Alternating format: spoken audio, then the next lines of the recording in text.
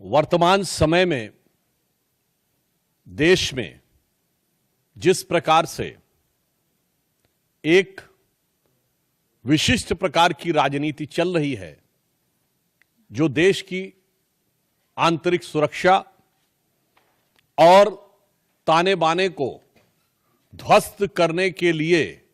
किसी भी कीमत तक जाकर कमर कसे हुए दिखाई पड़ती है, उसकी एक वानगी जो कई बार आप पश्चिम बंगाल में देख चुके हैं। आज न्यायालय द्वारा गठित एसआईटी की रिपोर्ट आने के बाद पश्चिम बंगाल की तृणमूल कांग्रेस सरकार की हिंदू विरोधी निर्ममता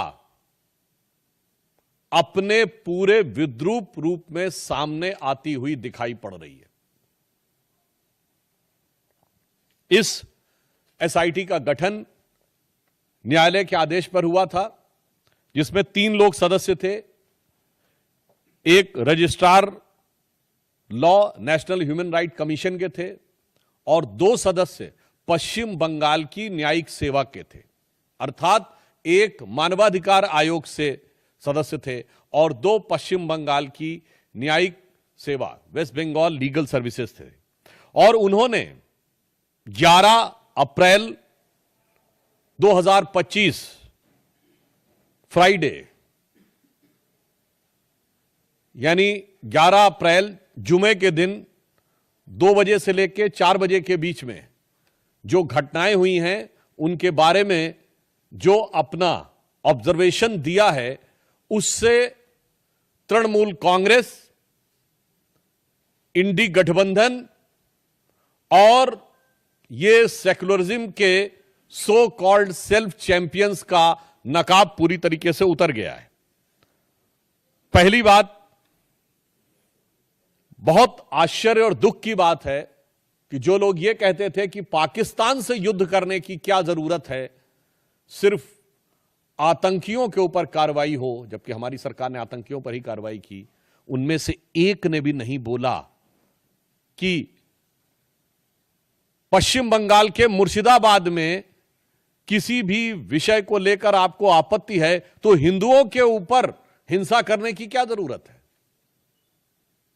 हरगोविंद दास और चंदन दास पिता पुत्र की मृत्यु पर किसी ने एक शब्द भी नहीं बोला। वही लोग अचानक ऑपरेशन सिंदूर के बाद पाकिस्तान के प्रति सहानुभूति दिखाते हुए नजर आने लगे। इसमें जो फाइंडिंग्स आई हैं, पहला पॉइंट जो तृणमूल कांग्रेस ने यह प्रचार करने का, भ्रम पैदा करने का प्रयास किया था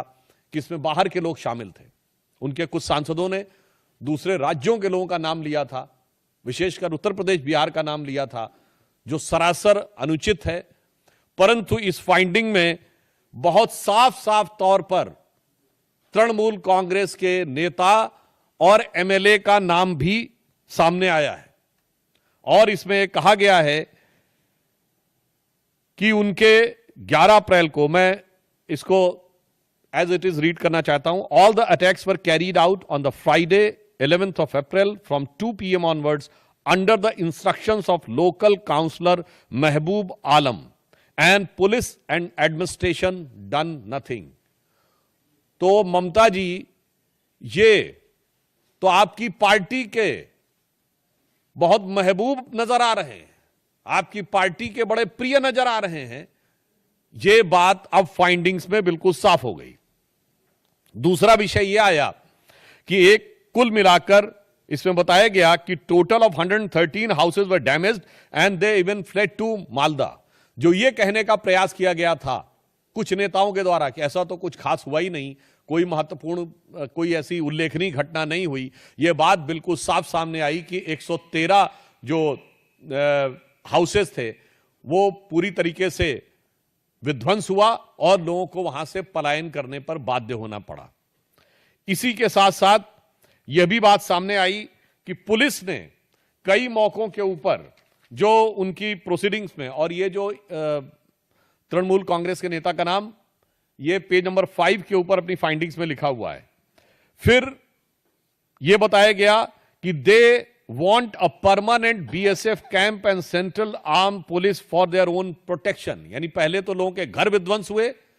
फिर लोगों को पलायन पे बाध्य होना पड़ा, और पश्चिम बंगाल की पुलिस पर उनका इतना विश्वास हो गया कि वो सीमा सुरक्षा बल और केंद्रीय सुरक्षा बलों के ही